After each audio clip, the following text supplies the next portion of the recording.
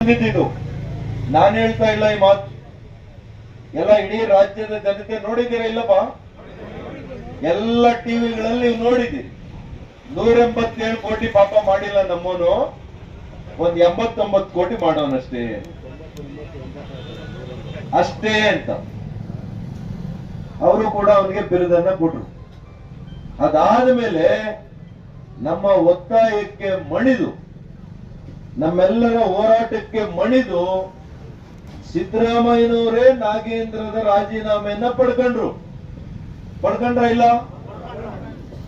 ಈ 1 ವರ್ಷದಲ್ಲಿ ಅವ್ರು ರಾಜೀನಾಮೆ ತಗೊಂಡ್ಮೇಲೆ ಮತ್ತೆ ಈಗ ಮೊನ್ನೆ ಸಿದ್ದರಾಮಯ್ಯನವರೇ ಇವತ್ತು ಡಿ ಕೆ ಶಿವಕುಮಾರ್ ಅವ್ರಿಗೂ ಅವರ ಒಳ ಒಪ್ಪಂದ ಏನಿದೆ ನಮಗ್ ಬೇಕಾಗಿಲ್ಲ, ಅದು ಆ ಪಕ್ಷಕ್ಕೆ ಬಿಟ್ಟಿರುವಂತ ಒಂದು ಉಸಾಬರಿ, ನಮ್ಮ ಉಸಾಬರಿ ಅಲ್ಲ. ಅವ್ರ ಮಧ್ಯೆ ಏನ್ ನಡೆದಿತ್ತು, ಏನ್ ಅಂಡರ್ಸ್ಟ್ಯಾಂಡಿಂಗ್ ಆಗಿತ್ತು, ಏನ್ ಕಮಿಟ್ಮೆಂಟ್ ಇತ್ತು, ನಮಗೆ ಅದು ಅನವಶ್ಯಕ. ಈಗ ಹೊಸ ಮುಖ್ಯಮಂತ್ರಿಗಳು ಬಂದ್ರು. ಹೊಸ ಮುಖ್ಯಮಂತ್ರಿಗಳು ಬಂದ ಮೇಲೆ ಅವರ ಭಾಷಣ, ಅವರ ರೀತಿ ನೀತಿ ನೋಡಿ ನಾನು ಕೂಡ ಬಹಳಷ್ಟು ಇವರು ಬದಲಾವಣೆ ಆಗಿದ್ದಾರೆ. ಹಿಂದೆ ಇದ್ದಂತ ಡಿ ಕೆ ಶಿವಕುಮಾರ್ ಅವರಲ್ಲ, ಇವರು ಬಹಳಷ್ಟು ಬದಲಾವಣೆ ಆಗಿದ್ದಾರೆ ಅಂತ ನಾನು ತಿಳ್ಕೊಂಡೆ. ಯಾಕೆಂದ್ರೆ ಅವರು ಮಾಧ್ಯಮದವ್ರ ಮುಂದೆ ಹೇಳ್ತಾ ಇದ್ರು, ನಾನೇ ರಾಜ್ಯದಲ್ಲಿ ಇರೋವರೆಗೂ 1 ರೂಪಾಯಿ ಭ್ರಷ್ಟಾಚಾರ ಆಗ್ಲಿಕ್ಕೆ ಬಿಡೋದಿಲ್ಲ ಅಂತ ಹೇಳಿ. ಆದ್ರೆ ಅದು ಹೇಳಿದ ಕೆಲವೇ ದಿನಗಳಲ್ಲಿ 187 ಕೋಟಿ ರೂಪಾಯಿ ಬಡವರ ಹಣವನ್ನ ನುಂಗದಂತ ನಾಗೇಂದ್ರ ಅವರನ್ನ ಮಂತ್ರಿ ಮಾಡಿ ನಿಮ್ ಪಕ್ಕದಲ್ಲಿ ಕೂಡಿಸ್ಕೊಂಡಿದ್ದಕ್ಕೆ ನೀವು ಉತ್ತರ ಕೊಡ್ಬೇಕಲ್ಲ ಮುಖ್ಯಮಂತ್ರಿಗಳೇ.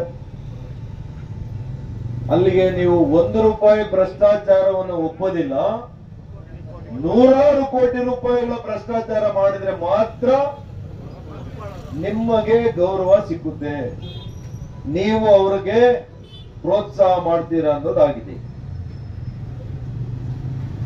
ಇವತ್ತು ಮಾನ್ಯ ಸಿದ್ದರಾಮಯ್ಯನವರ ಮೇಲೆ ಬರೋದಿಲ್ಲ ಇದು ಅಪವಾದ, ಯಾಕೆಂದ್ರೆ ಅವ್ರು ಇದ್ದಾಗಿ ಇವ್ರು ರಾಜೀನಾಮೆ ತಗೊಂಡ್ರು. ಇವತ್ತು ಅಪವಾದ ಬಂದ್ರೆ ಅದು ಮಾನ್ಯ ಡಿ ಕೆ ಶಿವಕುಮಾರ್ ಇವತ್ತಿನ ಮುಖ್ಯಮಂತ್ರಿಗಳ ಮೇಲೆ ಬರೋದು.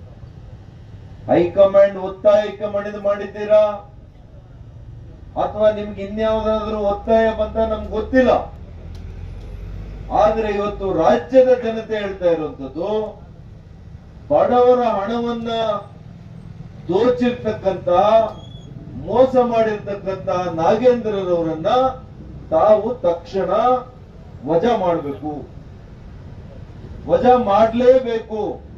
ಮಾಡೋವರೆಗೂ ಕೂಡ ನಮ್ಮ ಭಾರತೀಯ ಜನತಾ ಪಕ್ಷ ಇವತ್ತು ಸದನದಲ್ಲಿ ಹೋರಾಟ ಮಾಡುತ್ತೆ, ಸದನದ ಹೊರಗಡೆ ಎಲ್ಲ ಜಿಲ್ಲೆಗಳಲ್ಲಿ ಕೂಡ ನಾವು ಹೋರಾಟವನ್ನು ಮಾಡ್ತೀವಿ.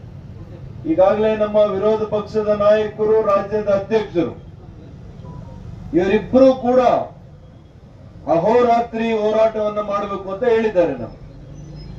ಹಾಗಾಗಿ ಇವತ್ತು ನಮ್ಮ ಇಡೀ ಜಿಲ್ಲೆಯಿಂದ, ಎಲ್ಲ ತಾಲೂಕುಗಳಿಂದ ನಮ್ಮ ಪದಾಧಿಕಾರಿಗಳು, ನಮ್ಮ ಕಾರ್ಯಕರ್ತರು ಬಂದಿದ್ದಾರೆ.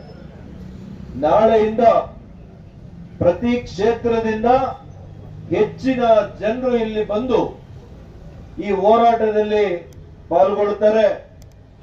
ಅಷ್ಟೊತ್ತಿಗೆ ಬಹುಶಃ ಕಾಂಗ್ರೆಸ್ ಸರ್ಕಾರಕ್ಕೆ ಸ್ವಲ್ಪನಾದರೂ ಕಿಂಚಿತ್ ಬಡವರ ಬಗ್ಗೆ, ಪರಿಶಿಷ್ಟ ಜಾತಿ, ವಾಲ್ಮೀಕಿ ಜನಾಂಗದವರ ಬಗ್ಗೆ ನಿಮಗೆ ಬದ್ಧತೆ ಇದ್ರೆ ತಕ್ಷಣ ನೀವು ನಾಗೇಂದ್ರ ಅವರ ರಾಜೀನಾಮೆಯನ್ನ ವಾಪಸ್ ತಗೊಳ್ಳಿ.